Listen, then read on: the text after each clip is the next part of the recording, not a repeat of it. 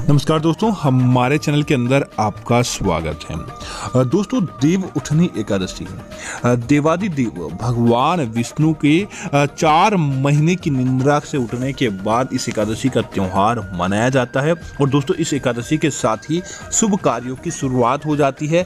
घर परिवार के अंदर किसी प्रकार का कोई मांगलिक कार्य करना हो, किसी प्रकार का कोई विवाह आदि करवाना हो, दोस्तों किसी प्रकार का शुभ कार्य, दुकान का मुहूर्त आदि सारी चीजें देव उठनी एकादशी के बाद मानी जाती है। तो दोस्तों, आज हम आपको बताने वाले हैं कि अगर आपकी किस्मत भी आपका साथ नहीं दे पा रही है, लाख प्रयत्न करने के बाद भी धन कमाने के मार्ग आपके बंद होते जा रहे हैं, या फिर दोस्तों लाख मेहनत करते हैं उसके बाद भी आपको सफलता की प्राप्ति नहीं हो पाती, तो दोस्तों शुक्ल पक्ष अर्थात की चांदनी रात की एकादशी है। और इस एकादशी के दौरान अगर आप 1 रुपए के सिक्के का उपाय करते हैं तो दोस्तों समझ जाइए कि आपकी किस्मत बलवती हो जाती है। आप जो चाहते हैं वह आपका कार्य होता है और आपको आपके अनुरूप फल मिलता है। तो दोस्तों बात करते हैं 1 रुपए के सिक्के के ऐसे उपाय की जो करने मात्र से ही आपके घर परिवार के अंदर धन धान्य, रुपया पैसा, बरकत आदि देखने को मिल जाती है। आप सबसे पहले क्या करें कि 1 रुपए के 2 सिक्के लें। 1 रुपए के 2 सिक्के लेने के तत्पश्चात आपको क्या करना चाहिए कि आप 1 रुपए के 1 सिक्के पर तो दोस्तों आप कुमकुम की सहायता से स्वास्तिक का निर्माण कर दें, और दोस्तों दूसरे सिक्के पर कुमकुम की सहायता से अपने नाम का पहला अक्षर आपको लिख देना चाहिए। और दोस्तों ऐसा लिख आने के बाद आप क्या करें कि आप 1 रुपए के जिस सिक्के पर आपने स्वास्तिक का निर्माण किया है दोस्तों, उस सिक्के को तो आपको अपने घर की छत पर है, क्योंकि दोस्तों ये चांदनी एकादशी है, इस समय आसमान में चांद अपनी छटाएं बिखेरता रहता है। और साथ ही साथ इस दौरान आसमान पर माता लक्ष्मी और भगवान विष्णु का भी भ्रमण होता है। तो दोस्तों निश्चित तौर पर उस छटा के अंदर आपके उस सिक्के की आपकी जो मनोकामना आप मांगते हैं वह उसके अंदर पूरी करने की ताकत होती है।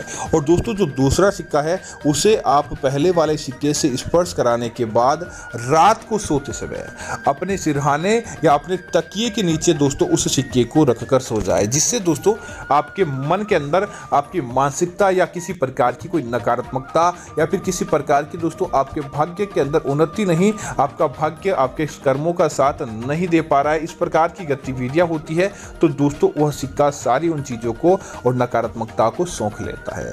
अब दोस्तों आपको उस रात्रि के लिए तो वही आपको वह सिक्का दोनों जगह पर पड़े रहना चाहिए।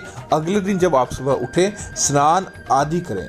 स्नान आदि करने के बाद सबसे पहले उन सिक्कों को लें और उन सिक्के को एक दूसरे से चिपका दें, जिससे क्या होगा दोस्तों, एक तो एक सिक्के के अंदर आपकी नकारात्मकता भरपूर मात्रा के अंदर होती है, आपके भाग्य की अवनति, किसी प्रकार का कोई दोष घर के अंदर वास्तु दोष या कोई नकारात्मक शक्ति वह इस सिक्के के अंदर समाहित हो जाती है। तो दोस्तों दूसरे सिक्के के अंदर इस रात्रि की जो चांदनी रात्रि के अंदर किसी प्रकार की सकारात्मकता होती है, देवी देवताओं का आशीर्वाद होता है और चंद्रदेव की कृपा इस सिक्के के अंदर अपने आप ही विद्यमान हो जाती है।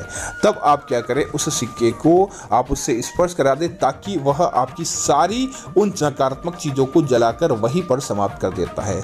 अब दोस्तों उसके बाद उन सिक्कों को गंगा जल से धो ले, जिससे उसके ऊपर से जो आपने सिंदूर आदि लगाया है वह समाप्त हो जाए। उसके बाद अपने माथे पर दोस्तों उन दोनों सिक्के को आपको पता ही नहीं चलना चाहिए कि आपने कौन सा सिक्का ऊपर छत पर रखा था और कौन सा सिक्का आपको अपने तकिए के नीचे रखा था। इस प्रकार से उन सिक्कों को कर लें। उसके बाद अपने माथे से और परिवार के सारे सदस्यों के माथे से 7 बार आपको उन सिक्कों को ओसारना चाहिए। और ओसारने के बाद दोस्तों आप अपने घर के आसपास कहीं गौशाला या फिर देवी देवताओं का मंदिर होता है तो एक सिक्का तो आपको मंदिर के अंदर, एक सिक्का आपको गौशाला के अंदर दान में दे देना चाहिए। अगर गौशाला आपके पास नहीं है तो किसी गरीब व्यक्ति को भी वह सिक्का दान के तौर पर दे सकते हैं। दोस्तों देखेंगे कि कभी भी आपके घर के अंदर धन की कमी नहीं रहती है। जैसे ही वह सिक्का किसी के मंदिर के पुण्य कार्य हेतु, गौशाला के पुण्य कार्य हेतु या किसी गरीब व्यक्ति के द्वारा खर्च कर लिया जाता है तो समझ लीजिए कि आपकी किस्मत उसी समय खुल जाती है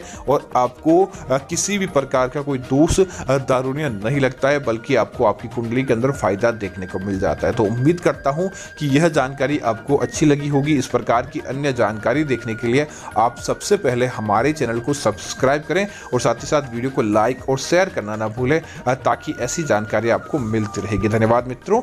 जय श्री राम मित्रों।